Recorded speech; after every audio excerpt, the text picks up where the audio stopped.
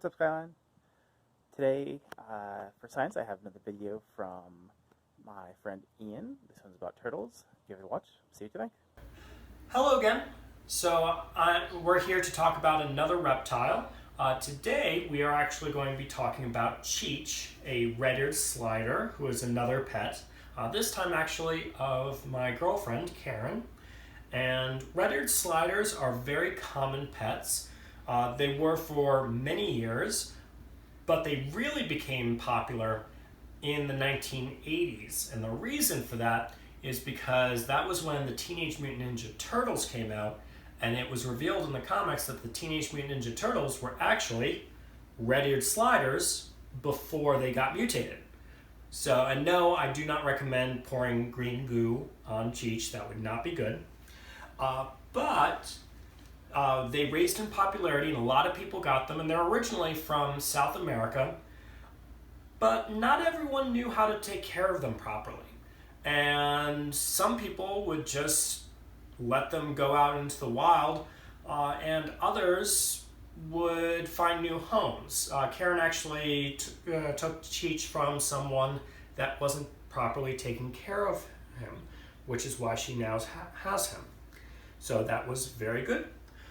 Instead of just letting him die or putting him out into the wild.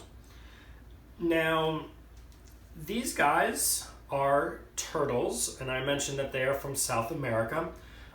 They have actually, because so many of them have been released into the wild, they've actually taken over native habitats. A habitat is where an animal lives. And they have actually pushed out other types of turtles that live here in North America and have outcompeted them looking for food and space and other things where they aren't naturally occurring. And they have been classified as invasive because of that. An invasive species is a species that doesn't naturally occur in an area and has usually been introduced by people in some way and have just taken over. And that's the case with these guys in the wild here in North America. They've just taken over a lot of ponds and things like that where turtles live.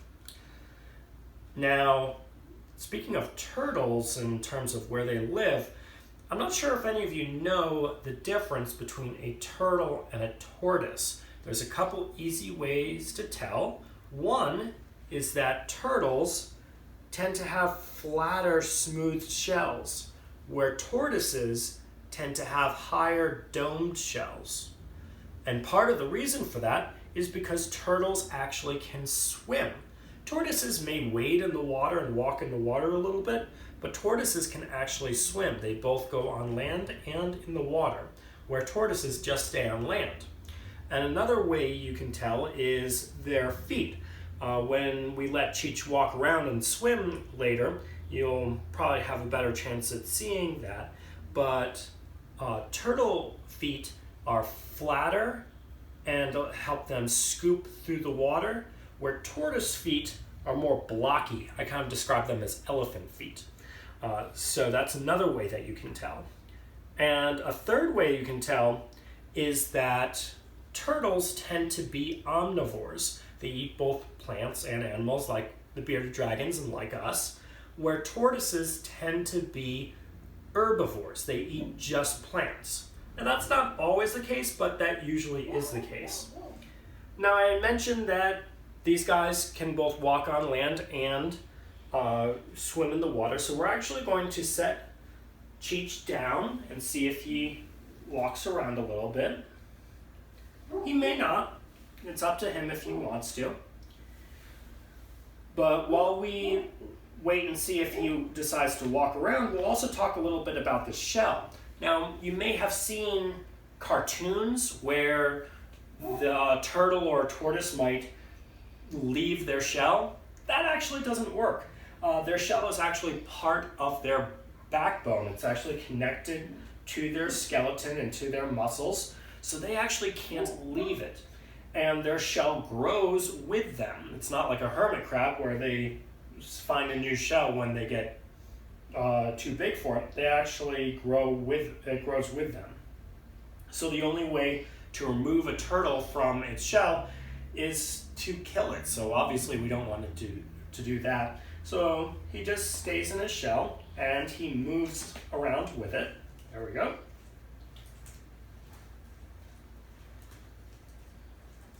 Exploring a little bit. And if they're scared, they'll bring their arms and their heads and their legs into the shell to protect themselves. It is very hard. It's partially bone and partially keratin, which is actually the same stuff as our fingernails and our hair. And you can't climb straight up this, but they can clamber over rocks and logs and things like that. Where are you going, Cheech?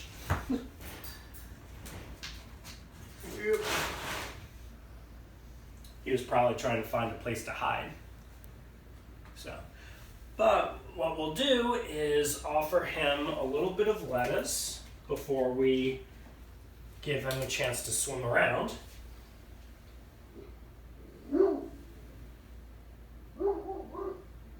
Are you going to eat?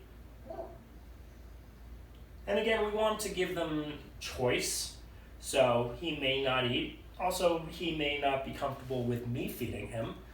I've never fed him before, so he's like, yeah, no, I don't want it. So we're actually going to shift gears and let him swim. We're going to set him in the water. Now, when I first got him, he was actually in this little area. Whoop. There we go. So he has an area that he can sunbathe in, which is very important. They actually need to go into the sun in order to warm up, but he also swims around. And I'm going to give him a little bit of frozen ground up fish. We'll see if he wants to eat that. Maybe, maybe not.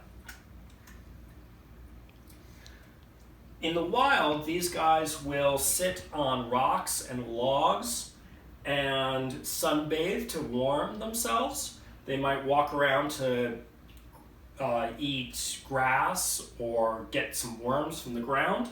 But then they'll also, if something scares them, while they certainly could go into their shell, if they're close enough to the water, they'll just slip right into the water because their shell is pretty dark. It has some lighter spots, but it's mostly dark, which is great camouflage in a muddy pond. So they slip right into the water.